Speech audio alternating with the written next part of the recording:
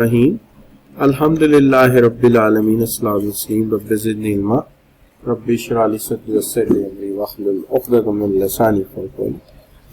देखिए, बात ये है कि हम ये बात कर रहे थे कि जो डिस्कशन के एंगल से बात बनती है वो ये बनती है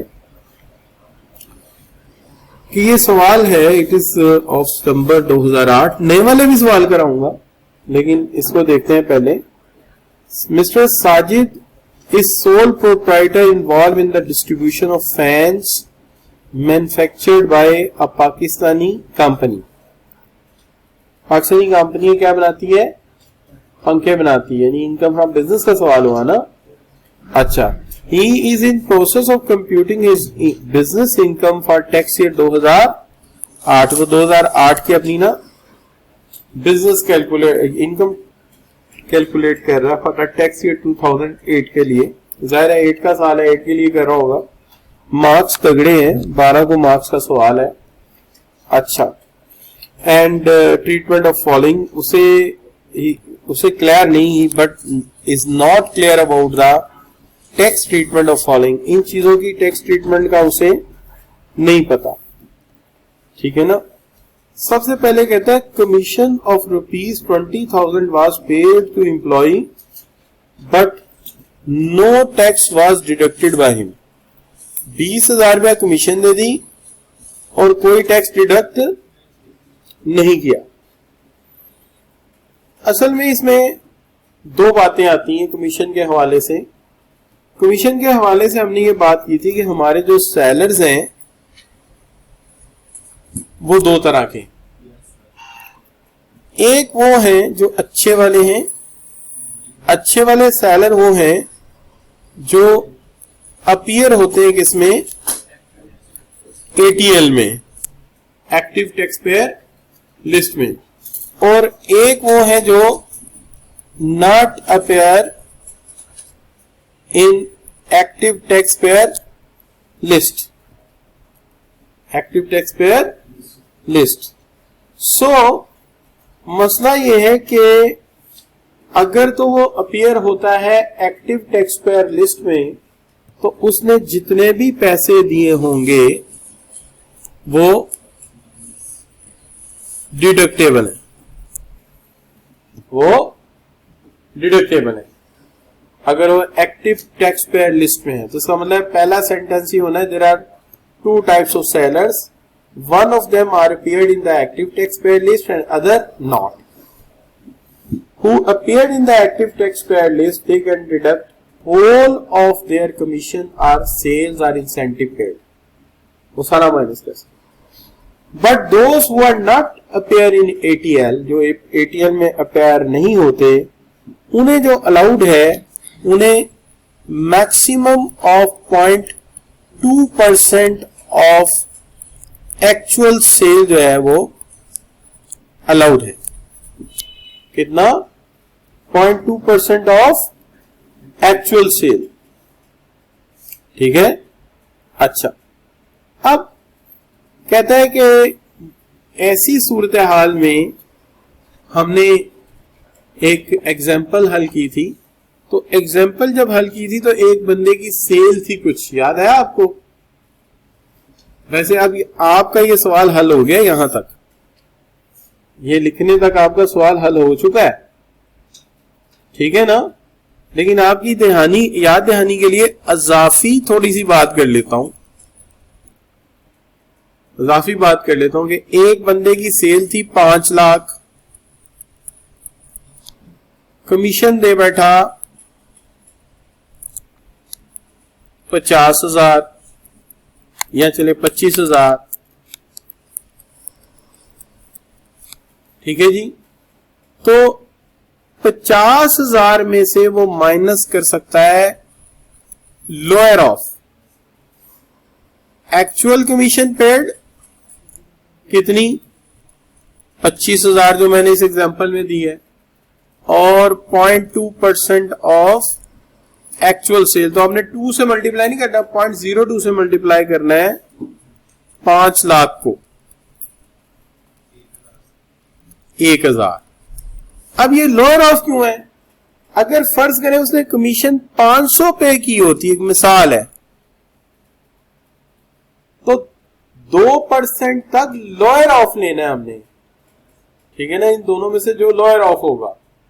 तो अगर उसने 500 कमीशन पे की होती तो हम क्या कहते, नहीं नहीं 2% गई है, 2% निकालो। कहते यार मैंने 500 दी है, 500 निकाल के ज़कात दे दो, 500 निकाल के सब। ऐसा थोड़ी होता है। यानी ये जो 0.2% है, ये क्या है, ये वो लिमिट है जो आपको हद अलाउड है। इससे कम है तो पूरी माइनस कर लो, इससे कम है तो पूरी माइनस कर लो। इस केस में कितनी होगी, 1000, तो कितनी आ जाएगी इसकी, शाबाश, 499,000। डन हो गया जी। ये था सवाल, याद आया आपको?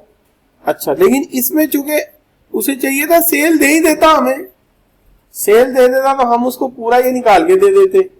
लेकिन यहां पे हम क्या कहेंगे उसको, हम कहेंगे दो तरह के लोग होते हैं, एक एटीएल में पेयर होते हैं और एक नहीं होते। जो एटीएल में पेयर होते हैं तो अपनी पूरी डिडक्शन कर सकते हैं, उनके ऊपर और कोई रिस्ट्रिक्शन नहीं है। लेकिन जो एटीएल में पेयर नहीं होते उनके लिए कौन सा ला लगेगा, उनको 0.2% यानी 0.02% 2% ऑफ द एक्चुअल सेल तक वो दे सकते हैं, उससे ऊपर कमीशन नहीं दे सकते, बाकी का पास से देंगे फिर।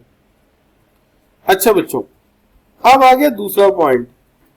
In his books of account, an expense of rupees 50,000 has been charged on the account of various household expenses. Various household expenses तो उसने कितना एक्सपेंडिचर किया है, शाबाश शाबाश, किस पे किया है,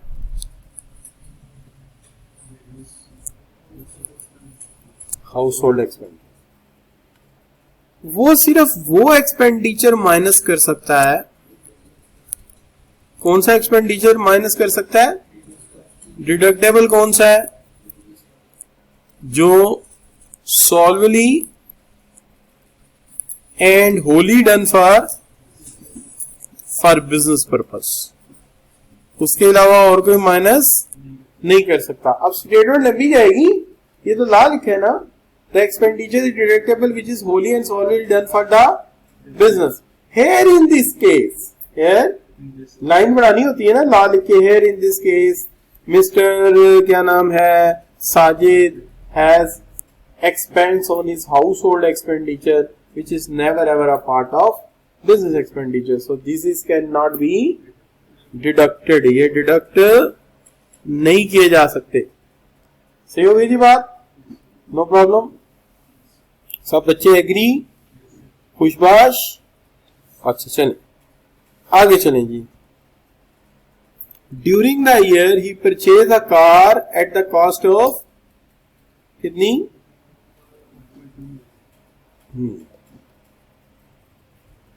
which has been used for personal as well as business purpose. Mr. Sajid wants to claim depreciation including initial allowance. ठीक है जी, क्या होगा, पहली बात यह है कि 4 चीजों पर इनिशियल अलाउंस नहीं होता। कौन कौन सी, बिल्डिंग, उसके अंदर खड़ी कार, कार के अंदर लगा पुराना इंजन प्लांट, और कार के अंदर लगा फर्नीचर। ऐसे याद किया था हमने, याद है ना। तो ये कौन सी है चीज, ये व्हीकल है, क्या है जी, कार है। तो कार पर इनिशियल अलाउंस नहीं हो सकता, पहली बात। No initial allowance, initial allowance आगे लिस्ट खुद ही बना देंगे ना, on building, vehicle, furniture and used plant, ये तो आप लिख लेंगे ना। Here in this case, here in this case कर लेंगे, कार है, इसमें इनिशियल अलाउंस नहीं मिल सकता। अब अगर ये सैलरी होती तो गाड़ी पर्सनल यूज के लिए मिलती तो 10% of the basic salary tax लग जाता। अगर दोनों यूज के लिए होती तो कितना लगता, 5% आज के सवाल में भी ये डाला हुआ मैंने डाला, एग्जामिनर ने डाला, 2013 का सवाल है, मैंने वैसे ही दे दिया। ठीक हो गया बच्चों? डन जी। अच्छा, अब बच्चों बात ये आ गई, कौन सी बात आ गई कि इसने कार यूज करा है 2 पर्पसेस के लिए, तो इसे हमें प्रपोर्शन बताना होगा। कितने परसेंट घर के लिए यूज हो रही है, कितने परसेंट बिजनेस के लिए, तो हम उसे उतनी ही डेप्रिसिएशन अलाउ करेंगे जितनी बिजनेस के लिए। दूसरी को हम क्या करेंगे, अलग कर देंगे। हम इसकी क्या करेंगे, अपोर्शनमेंट करेंगे। ऐसे ही बच्चों हमने प्लांट्स में ऐसा किया हुआ कि नहीं किया हुआ? क्या ख्याल है?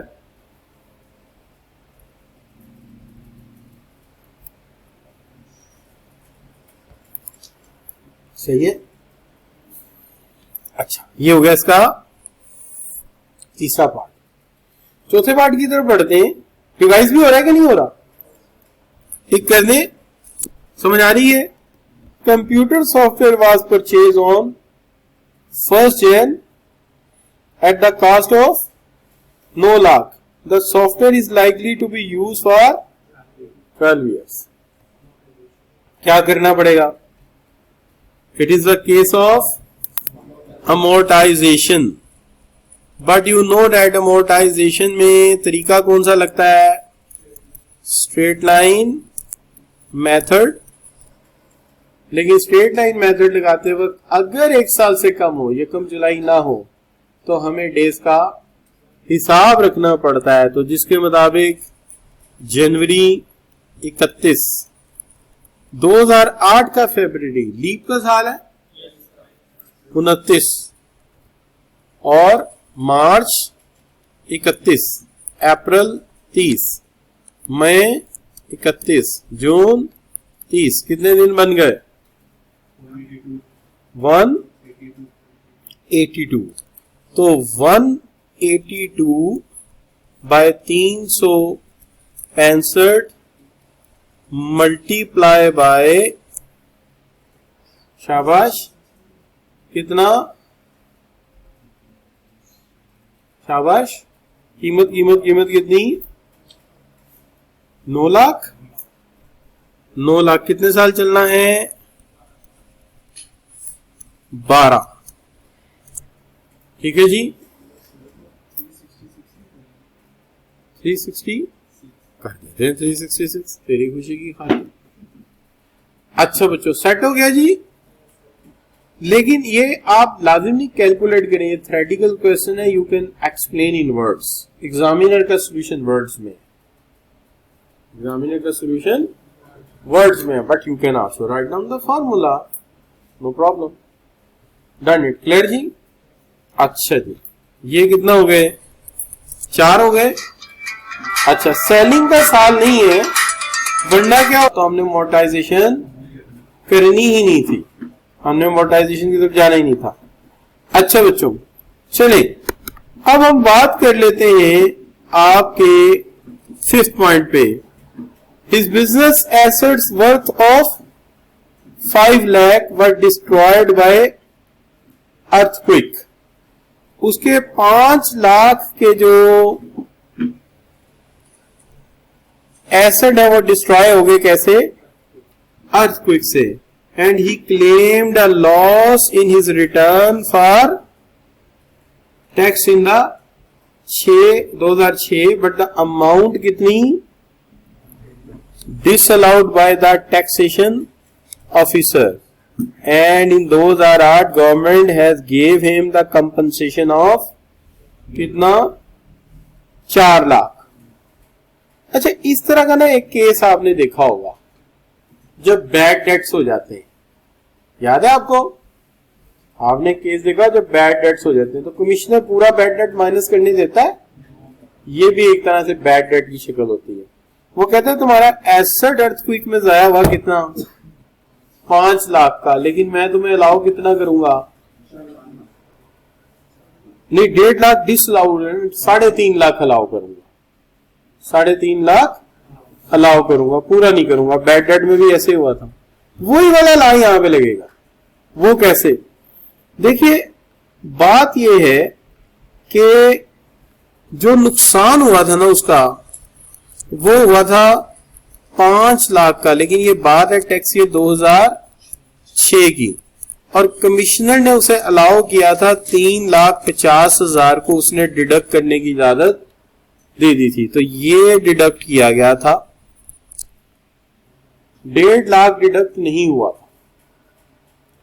अब जब उसको जो रिकवरी हुई है वो हुई है 4 लाख की, तो आप ये जानते हैं कि यहां पे 5 लाख में से 3.5 लाख क्या कर लिया जाएगा, माइनस कर लिया जाएगा, और 1.5 लाख रुपया जो है वो इसमें से निकल जाएगा, 1.5 लाख रुपया इसमें से निकल जाएगा। और कितना अर्निंग आएगी, शाबाश, 2,50,000 जो है इनकम फ्रॉम बिजनेस में ऐड किया जाएगा, डिफरेंस ऑफ दैट। क्या ऐड किया जाएगा, डिफरेंस ऑफ दैट। लॉजिकल बात ये ना कि भाई 5 लाख का नुकसान हुआ तो 3.5 तुम डिडक्ट कर चुके हो, अब तुम्हें रिकवरी कितने की हुई है, 4 लाख की, तो उस 4 लाख को इनकम फ्रॉम बिजनेस सारा डिक्लेयर किया जाए, नहीं 1.5 लाख जो डिसअलाउंस हुआ था वो माइनस कर दो, बाकी का तुम्हारा क्या है, इनकम फ्रॉम बिजनेस, उस पर तुम टैक्स दे सको। ठीक है, so tax is paid on difference between recovery and amount deducted in 2006, ठीक है, and the difference of disallowance। Difference किसका निकालेंगे, डिसअलाउंस का, तो आप कहेंगे amount paid on difference between recovery,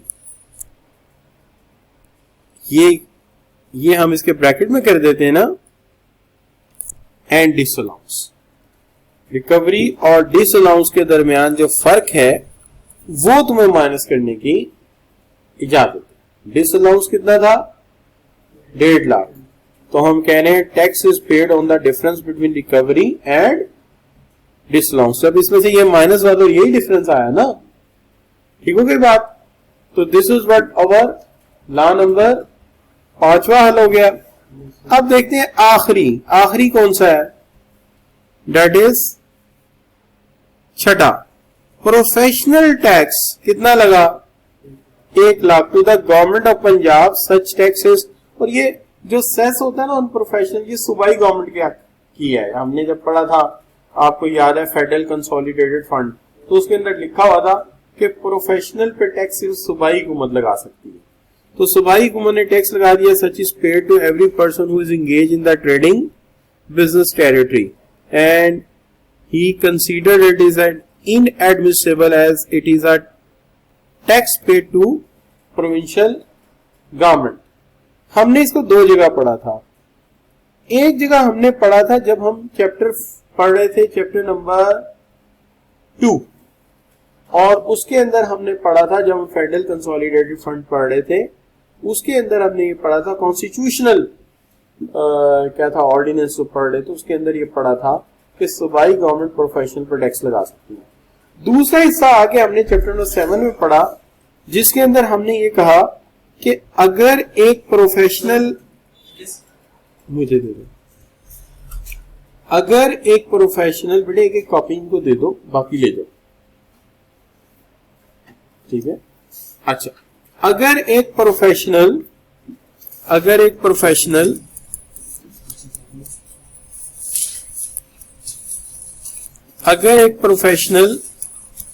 पे एक टैक्स लगता है, अगर एक प्रोफेशनल पे एक टैक्स लगता है, ठीक है जी। अच्छा, वो टैक्स उसे देना पड़ेगा। जैसे एक डॉक्टर क्लिनिक चला रहा है, तो उन्होंने पाकिस्तान मेडिकल एसोसिएशन ने टैक्स लगा दिया किस चीज पे, डॉक्टर्स पे, ठीक है। या पंजाब गवर्नमेंट ने कहा बेटे ये बाकी के ले जाओ, नहीं चाहिए, एक ही काफी, ये इतना पढ़ने वाले बच्चे नहीं है। अच्छा, तो कहने का मतलब ये हुआ कि जो प्रोफेशनल टैक्स लगा वो क्या होगा, दिस इज डिडक्टेबल। डॉक्टर पे पंजाब गवर्नमेंट ने टैक्स लगा दिया, वो अपना हॉस्पिटल चला रहा है, अब उसको जो इसकी फीस देनी पड़ेगी तो क्या होगा, वो डिडक्टेबल होगा। क्यों, खर्चा है ना जी। You are practising as a doctor and your licence is taxed. You are a chartered accountant and you are running an audit firm and your license and your membership is taxed by the government. So this is the expenditure. तो ये आपका expenditure है business का, तो ये आपके business का expenditure है। क्लियर बच्चों, नो प्रॉब्लम जी, कोई इशू नहीं है, सब मामला ठीक हो गए, नो प्रॉब्लम। चल, कोई चीज डिफिकल्ट लग रही हो आपको, डन जी। तो ये बच्चों हो गया आपका क्या जी, जो पास्ट पेपर है। इसी तरह कुछ हमें सवाल डिस्कस करने पड़ेंगे। These are too many questions, I will discuss 10, 12, 14 में डिस्कस कर दूंगा, बाकी आप लोग खुद फिर पढ़ लेंगे जब आप बड़े हो जाएंगे। और दूसरी बात यह है कि फिर जब आप रिवीजन करेंगे तो फिर आप सारे पढ़ लेंगे बाकी के। मैं अभी जरा चुनिंदा चीजें जो मुझे लगती हैं कि बच्चों के लिए जरा मुश्किल है। अच्छा बच्चों, अब बात यह है कि अब चलते हैं हम अपने लेक्चर की तरफ। कहते हैं any unpaid expenditure is chargeable as a income from business. ये आपने पढ़ा था, उस दिन दाऊद शाही साहब की बात हुई थी। एक्चुअली इसमें ना एक एंगल बड़ा जरूरी है डिस्कस करना। वो एंगल ये है कि फर्ज करें मेरी अदायगी थी 2018 की, और मैंने, एक तो वो था ना बंदा भाग गया, एक तो वो सूरत है बंदा नहीं मिल रहा जी, जवाब तो कोई को होगा। लेकिन एक जवाब ये भी तो हो सकता है कि 2018 में मेरे ऊपर ये रकम ड्यू हुई और मैंने 2018 में पे नहीं की, टैक्स वाले चुप रहेंगे। 2019 से पूछेंगे अच्छा यार वो जो पिछले साल तुम्हारे ऊपर अमाउंट थी वो पे की है, वो नहीं यार वो तो नहीं की। 2020 में पूछेंगे तुमने की है यार नहीं की। 2021 में क्या कहेंगे, यार को खुदा का खौफ का हो, 3 साल गुजर गए, तीसरा साल गुजर रहा है तुमने भी पेमेंट नहीं की। अच्छा, अब फाइनल वार्निंग है, पैसे दे दो उसके, नहीं 2022 में भी नहीं की। अब वो कहते हैं किसमें जाएगी। इसका एक एंगल ये है कि बिजनेस वर्ल्ड में किसी के पैसे ना देना बड़ा अनएथिकल काम। बिजनेस वर्ल्ड में किसी के पैसे ना देना क्या है, बहुत ज्यादा अनएथिकल काम है। तो उन्होंने क्या किया, उन्होंने कहा अच्छा तू अब पैसे नहीं दिए, 3 साल गुजर गए, चलो इसको किसमें ऐड करो, इनकम फ्रॉम बिजनेस। तो दिस वाज द लॉ कि 3 साल तक कहता है where a deduction is allowed to a person for any expenditure driving income from business and he has not paid the related liability within 3 years। 3 सालों में उसने related liability पे नहीं की, and in which deduction was allowed, जिसमें क्या था deduction allowed थी उसे, उसने नहीं की। And the unpaid liability shall be chargeable under the income from business in the first tax year following the end of 3 साल। अगर 3 साल तक उसे खुदा का खौफ नहीं आया और उसने अदायगी नहीं की तो फिर क्या होगा, जाहिर बात है फिर उससे क्या करेंगे। ठीक है जी। अच्छा, तो ये मैंने उस दिन आपको समझाया था, मैंने कहा रिवाइज करा देता हूं कि ये एंगल भी हो सकता है। उस दिन एंगल हमारा क्या था, बंदा निकल गया नहीं मिला। आज क्या एंगल है कि अगर आप खुद भी इंटेंशनली नहीं पे करते तब भी 3 साल बाद वही होगा जो हुआ। लेकिन फर्ज करें कि 2023 के साल में वो अपने बड़े भाई को लेके आ गया और उसका बड़ा भाई कौमा कसाई है, या आबिद बॉक्सर, या रियाज जोरी वाला, या प्रिंस नफीस है, ठीक है। तो वो लेके आ गया अपने बड़े भाई को, वो आगे आ गया, हाँ पुत्र पैसे देने के नहीं देने के बाद 10 दे। हमने कहा, हमने देखा हमारे कितने भाई हैं, पीछे तो भाई कोई नहीं। अरे देने किसने कहा नहीं देने, तो देता क्यों नहीं? ये मांगता नहीं, मजाक करके चला जाता है। मैं समझ छोटा भाई है, मजाक कर रहा है, आज मजाक नहीं होगा, पैसे रख दो। अब पैसे दे दिए, अब क्या होगा? शाबाश। In the previous scenario, if later liability is paid, it is deductible in the year of payment. तो 2021 में इनकम फ्रॉम बिजनेस में डाला था और 2022 में इनकम में डाला, 23 में क्या करोगे? डिडक्ट कर लो। ठीक है यार, वो देने पड़ गए थे, वो भाई ले आया था, बदमाश बहुत बड़ा था, मेरे से इनकार नहीं हो सका, मैं लड़ना नहीं चाहता था, एक्चुअली मुझे ये था मेरे हाथ से चोट लगी तो मर जाएगा, तो मैंने कहा यार बात को बढ़ाने की जरूरत नहीं है, हमारे खून में जाहिर है सुरमाओं का खून दौड़ रहा है हमारी रगों में, नहीं बच्चों? अच्छा, तो ये चीज हो गई, क्लियर बच्चों? अच्छा, अब आगे चलते हैं, बात करते हैं benefit in the trade is income from business and taxable. क्या मतलब है जी? मतलब ये जी सीधी बात है, फर्ज करें मैंने उधार पे माल खरीदा, मैंने माल उधार पे खरीदा, तो परचेज किया उधार पे, मैंने क्या कह सकता हूं, 1000 का माल खरीदा, परचेज डेबिट, क्या हाल है, उधार भी लिया, परचेज डेबिट, और क्रेडिटर्स क्रेडिट कितना, 1000। मुझे ख्याल आ गया यार इसकी पेमेंट जल्दी ना कर दूं, तो मैंने पेमेंट कैसे कर दी, कैसे कर दी बच्चों? जल्दी जल्दी कर दी, उसको ख्याल आ गया। अब क्या हो गया, क्रेडिटर्स डेबिट हो जाएगा, ठीक है, और कैश क्रेडिट। मैंने 1000 का नोट दिया, उसे 900 काटे 100 वापस कर दिया, क्या किया बच्चों, 100 वापस कर दिया, तो डिस्काउंट कितना मिल गया, 100 रुपए का। तो ये जो 100 रुपया ये किधर जाएगा,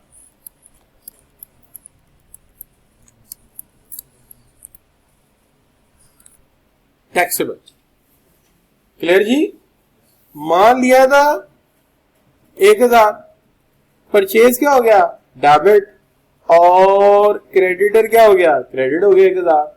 जल्दी पैसे देना चला गया, क्रेडिटर डेबिट हो गया, और कैश क्रेडिट हो गया। अब कैश जब क्रेडिट हुआ तो उसने कहा यार बंदा जल्दी आ गया, वादे से भी पहले, सर 10% डिस्काउंट आ। अब वो 10% डिस्काउंट क्या होगा, लॉ में कैसे लिखा है जरा देखते हैं। कहता है इफ डिडक्शन, डिडक्शन से मुराद क्या है, ये मैंने भूल ही डाल दिया था वैसे समझाने के लिए, कि deduction is allowed for trading liability. Trading liability क्या है, credit, and person drives any benefit against it, क्या, डिस्काउंट। तो सिंपल कर लेते हैं, in any buying if a business got some benefit in the form of discount. Repeat करते हैं, if any buying by business got some benefit, benefit का मतलब क्या है, discount। आगे पढ़ लेते हैं, chargeable under the income from business, किस साल में, इसमें रिसीव हुआ, तो ये क्या होगा, ये टैक्सेबल होगा, इनकम फ्रॉम बिजनेस होगा। डन हो गया बच्चों, नो प्रॉब्लम। अच्छा, एक बात और मैंने आपके साथ की थी, हालांकि वो बात को इतनी बड़ी नहीं थी, लेकिन इन्होंने इसको बड़ी आगे जाके ना बड़ी तफसीलें डाल दी। क्या जी? कहता है जी क्लोजिंग वैल्यू ऑफ स्टॉक क्या होती है, क्लोजिंग वैल्यू ऑफ स्टॉक क्या होती है? क्योंकि देखिए स्टॉक इन ट्रेड तो सिंपल बात थी ना, हमें बता रहा था क्या कि मैं तुम्हें आज बताता हूं स्टॉक इन ट्रेड क्या होता है। हमने कहा अच्छा भाई बता दे क्या होता है स्टॉक इन ट्रेड। तो कहता है स्टॉक इन ट्रेड तुम्हें पता है क्या होता है? चलो बताओ जी क्या होता है। कहता है स्टॉक इन ट्रेड होता है भाई, दो चीजों से मिलके बनता है स्टॉक इन ट्रेड। पहली बात, जो तुम्हारा ओपनिंग स्टॉक है क्या बन गया, ए, प्लस जो स्टॉक तुमने क्या किया है, परचेज। लो जी, ये बताने की क्या जरूरत है। और माइनस कौन सा स्टॉक, क्लोजिंग स्टॉक। कौन सा स्टॉक, क्लोजिंग स्टॉक। ये क्या लिखा था यहां, C. Opening stock, purchase stock minus closing stock, तो इसको क्या कह दिया, cost of sale. Cost of sale. और कॉस्ट ऑफ सेल बनेगा होती है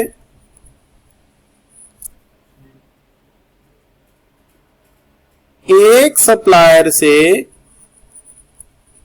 कस्टमर तक चीज को पहुंचाते हुए, मेरे साथ साथ बोलें, एक सप्लायर से कस्टमर तक चीज को पहुंचाते हुए रास्ते में जितना खर्चा आता है उसे हम कॉस्ट ऑफ सेल कहते हैं।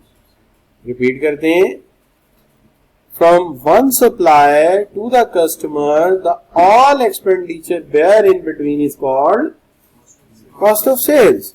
या कॉस्ट ऑफ सेल है how much a retail or wholesale business spend on the product it purchased from the supplier. How much cost or expenditure bear by the business for purchase of a good from supplier to provide its buyer. तो supplier से लेके customer तक जाते हुए रास्ते में जितना खर्चा आया उसको क्या कहेंगे, कॉस्ट ऑफ सेल। और कॉस्ट ऑफ सेल कौन सी होती है,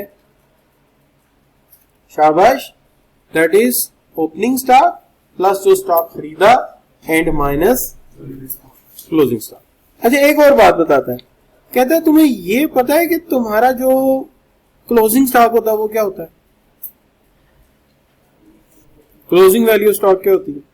बड़ी अजीब बात कह रहा है देखो, एक 2 साल है, एक साल है टैक्स ईयर 2021 और एक टैक्स ईयर है 2022। वो कहता है इधर का क्लोजिंग, उधर का क्या होता है, ओपनिंग। देखो कितना बड़ा नॉलेज आज उसने आपको दिया, हंसना नहीं है। हाँ जी, तो कॉस्ट ऑफ सेल क्या होती है, एक सेलर से एक सप्लायर से लेकर बायर तक ज्यादा जितना खर्चा आ गया वो क्या है, कॉस्ट ऑफ सेल। और वो क्या होती है, ओपनिंग स्टॉक खुला जब, उस वक्त उसमें क्या था, और ड्यूरिंग दैट जितना इजाफा किया उसके अंदर, और माइनस क्लोजिंग स्टॉक। और ओपनिंग और क्लोजिंग स्टॉक, एक साल का क्लोजिंग, दूसरे का ओपनिंग होता है। क्लियर बच्चों, देखते हैं जरा, अब बात समझ आई है। कहता है closing value of the present stock at the end of the previous year. Closing stock कौन सा होगा, ओपनिंग स्टॉक कौन सा होगा, जो पिछले साल का क्या था, क्लोजिंग स्टॉक। और कहता है where a person commence a business in the year the fair market value acquired prior to commencement of the business. क्या मतलब, मुझे ये लगता है इसमें बात ये कहना चाह रहा है कि फर्ज करें ये मेरी दुकान है, कैसी लगी आपको, अच्छी लगी। फर्ज करें ये मेरा घर है, मैंने सोचा यार पढ़ा के बड़ा थक गए, ऐसा ना करें कोई जनरल स्टोर खोल ले। अभी जनरल स्टोर जब मैंने खोलना था, सामान इकट्ठा करना शुरू कर दिया, पहले सामान कहाँ ला के रखा होगा, कहाँ रखा होगा, घर में। और घर से मैं पिकअप करा के माल इसमें रख के इधर ले गया, तो घर में जब आया होगा तो मैंने क्या मैयर की होगी, इसकी वैल्यू। भाई कब से इकट्ठा कर रहा था, 3 माह 4 माह, मेरा कौन सा काम बिजनेस है, जो जो याद आता गया इकट्ठा करता गया। लेकिन जब मैं उसको लेके जाऊंगा उस दिन की क्या मैयर करूंगा, वैल्यू तभी जाके रखूंगा ना, वरना बेचूंगा कैसे। कोई बंदा आ गया, सर ये जरा स्विच तो दे दें, अब मुझे उस स्विच का पता ही नहीं कितने का है, तो मैं ऐसे बेच दूंगा, दे दो 10 रुपए, दे दो 20 रुपए, ऐसे बिकेगा नहीं, उसकी वैल्यू तो असेस करनी पड़ेगी। तो क्या कहता है, वेयर अ पर्सन कमेंस, आज मेरा बिजनेस क्या हो रहा है, स्टार्ट हो रहा है, ठीक है। नारियल फोड़ेंगे आप लोग, नहीं आपका मजा हो रहा है। अच्छा, so closing value of the यहाँ where a business commence fair market value of stock is acquired. आज मैं उसकी क्या ले लूंगा, फेयर मार्केट वैल्यू बिजनेस के शुरू करने से पहले। इसका मतलब आज बात समझ आई है कि कॉस्ट ऑफ सेल होती है सप्लायर से लेके बायर तक पहुंचाने में कॉस्ट, और वो क्या होती है? ओपनिंग स्टॉक जमा नया स्टॉक माइनस क्लोजिंग स्टॉक, और पिछले साल का क्लोजिंग अगले साल का ओपनिंग स्टॉक होता है। और जब भी हम बिजनेस शुरू करते हैं तो जितना माल घर में रखा होता है, when you put it into the store, we set is fair market value, वो हम पहले मेजर करते हैं, तब हम कारोबार स्टार्ट करते हैं। तो इसमें तो कोई ऐसी बड़ी बात है ही नहीं।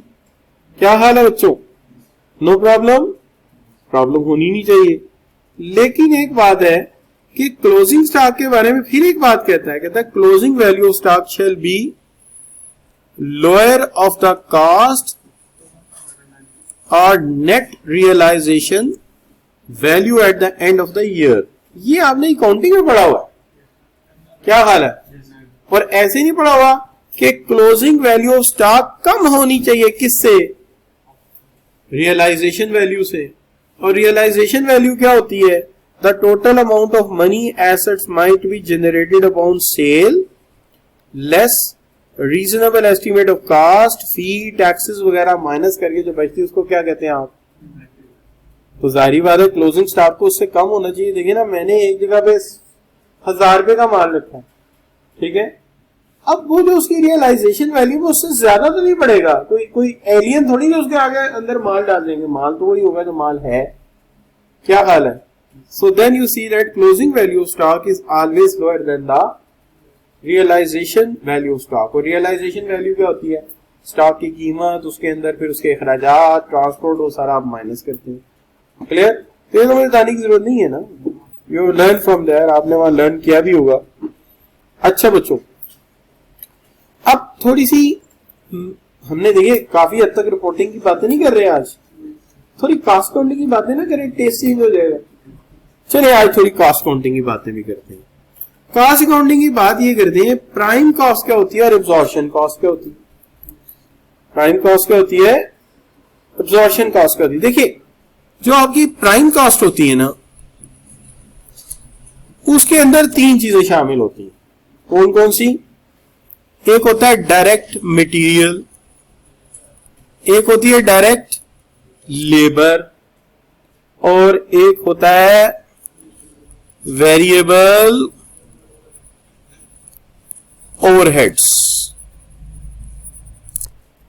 जी, direct material, direct labour and variable overheads.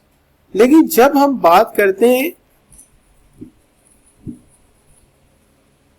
Absorption cost की, तो उसमें डायरेक्ट मटेरियल होता है, डायरेक्ट लेबर भी होती है, लेकिन उसमें आ जाते हैं फैक्ट्री ओवरहेड। और फैक्ट्री ओवरहेड जो है उसके अंदर 2 चीजें आती हैं, एक फिक्स कॉस्ट और दूसरी कौन सी? Variable cost. ये आपने इकोनॉमिक्स में भी पढ़ी थी कि फिक्स कॉस्ट वो होती है जैसे रेंट वगैरह, वो payment the cost of the fix factors, and variable होती है जो वेरिएबल फैक्टर होते हैं, रॉ मटेरियल वगैरह। पढ़ा ना आपने? अच्छा, और उस वक्त भी मैंने कहा था कि अगर आप ये अच्छी तरह पढ़ लेंगे तो आपको कॉस्टिंग में जाके इसकी आसानी पैदा होगी, एब्जॉर्प्शन में पर्टिकुलरली। चलिए, यहां सर क्यों पढ़ाने चाहिए? असल में जो बंदा तो कैश में ट्रीट करता है ना, कैश अकाउंट मैनेज करता है, उसको इजाजत है कि वो ये मेथड लगाए, भले ये मेथड लगाए, कोई भी लगा। जो कैश अकाउंट मैनेज करता है वो दोनों में से कोई भी लगा ले। लेकिन अगर कोई बंदा अपना बिजनेस कैश बेस में मैनेज नहीं करता तो फिर किस पे करता होगा? फिर वो एक्रूअल की बेस पे करता है। और अगर वो एक्रूअल की बेस पे करता है तो फिर सिर्फ वो कौन सा मेथड लगाएगा? एब्जॉर्प्शन मेथड लगाएगा। क्लियर जी? सिर्फ इसलिए मैंने बताया। मैंने कहा आप समझे सर को मैंने कॉस्ट अकाउंटिंग आती नहीं है तो ये क्या बताएंगे, तो मैंने कहा आप अंडर एस्टिमेट भी ना करें। क्या हाल है? तो कौन कौन सी कॉस्ट बताई? Prime cost method and absorption costing method. अगर कैश पे अकाउंट मैनेज कर रहे हो तो दोनों में से कुछ भी लगा लो, लेकिन अगर किस पे कर रहे हो तो फिर कौन सा लगाना पड़ेगा? फिर अब्जॉर्प्शन ही लगाना पड़ेगा। तो देखिए, person using cash basis accounting may compute stock on prime cost or a person using accrual base compute the cost on तो कोई बात रिपीट करते हैं। अगर कैश पे है तो कौन सा मर्जी ले ले, बेशक प्राइम ले ले, अब्जॉर्प्शन ले ले। एक्रूअल पे है तो सिर्फ क्या लेगा, अब्जॉर्प्शन कॉस्ट। आखिरी बात करूंगा और बात को वाइंड अप कर दूंगा। आपको पता ही है मुझे ज्यादा बातों की आदत है ही कोई नहीं यार। है टाइम खत्म हो गया, अभी 5 मिनट पड़े हुए हैं मेरे पास भी और उधर भी। अच्छा कोई बात नहीं, 2 मिनट बहुत है मेरे लिए तो। अच्छा तो बच्चों बात यह है कि मैं ये बात कर रहा था, एक्चुअली होता ये बच्चों के स्टॉक को बड़ी क्लासिफिकेशन की जाती है स्टॉक की, लेकिन आज मैं सिर्फ 2 क्लासिफिकेशन कर रहा हूं। एक ऐसा स्टॉक होता है बच्चों जो आइडेंटिफाइएबल होता है। क्या होता है, आइडेंटिफाइबल होता है। मिसाल के तौर पे आपने ये किया, पैसे अच्छे कमा लिए, कहा चलो जरा साइड बिजनेस शुरू कर लेता हूं, तो एक शोरूम खोल लिया। एक गाड़ी खड़ी है आल्टो, आपको पता है गाड़ी है 13 लाख की। एक गाड़ी खड़ी है होंडा सिटी, आपको पहले ही पता है ये गाड़ी जो है ये है 27 लाख की। ठीक है जी, चलें बढ़ा देते हैं यार आपकी खुशी के लिए, ये लो 16 लाख की कर दी ना, आपकी बात ना हमारी बात। अच्छा अब ये है आइडेंटिफाइबल स्टॉक। फर्ज कीजिए मैं आपसे ये कहता हूं एक गाड़ी बिक गई। फर्ज करें हम ये कहते हैं कि जी ईद करीब है तो पहले होंडा सिटी बिक गई, ये बिक गई, ये अब स्टॉक में नहीं है।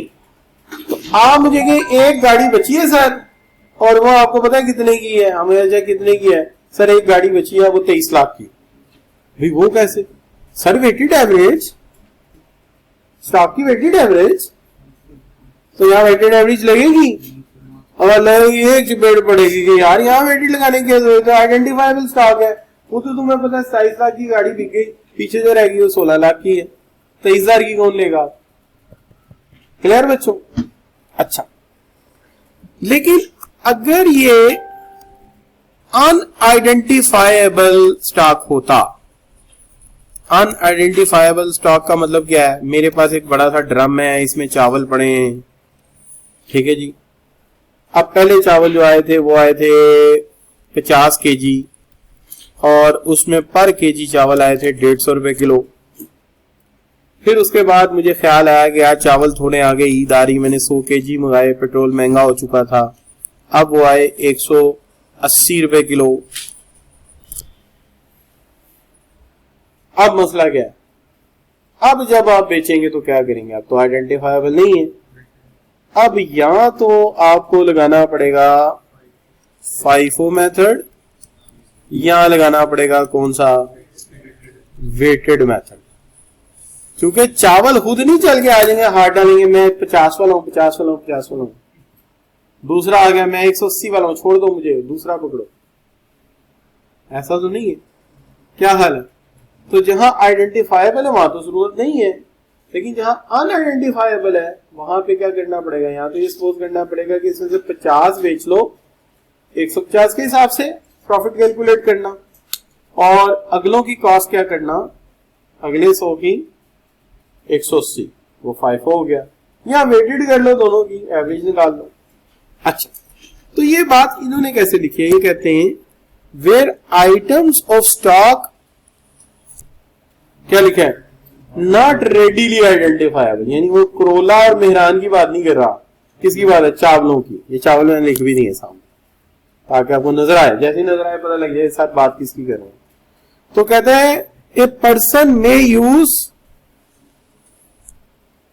फर्स्ट आउट मेथड और कॉस्ट मेथड वंस, लेकिन असल बात ये इंपॉर्टेंट है, मैं मानता हूं ये बात इंपॉर्टेंट है, लेकिन इसमें एक बात और इंपॉर्टेंट है, वो कौन सी, once chosen a stock valuation method, एक दफा तुमने एक स्टॉक वैल्यूएशन मेथड चूज कर लिया, change with permission of commissioner as per condition impose by him. तो अगर तुमने एक बार चूज कर लिया वेटेड, और फिर तुमने क्या कहा मैंने कौन सा लेना है, तो परमिशन लेनी पड़ेगी, फिर वो आपको कंडीशन लगाएगा। कोई कंडीशन क्या लगाएगा, जाहिर बात है वो कंडीशन ये लगाएगा कि वो इस चीज को देखेगा कि अब इस तरह के स्टॉक को उस तरह कैसे मैनेज किया जा सकता है, और जब ये कन्वर्ट करेगा तो कन्वर्जन कर सकता है, तो कोई ना कोई तरीका बताएगा, या अपने किसी बंदे को भेजेगा या उसके साथ आपकी मीटिंग कराएगा और वो बताएगा। क्लियर बच्चों?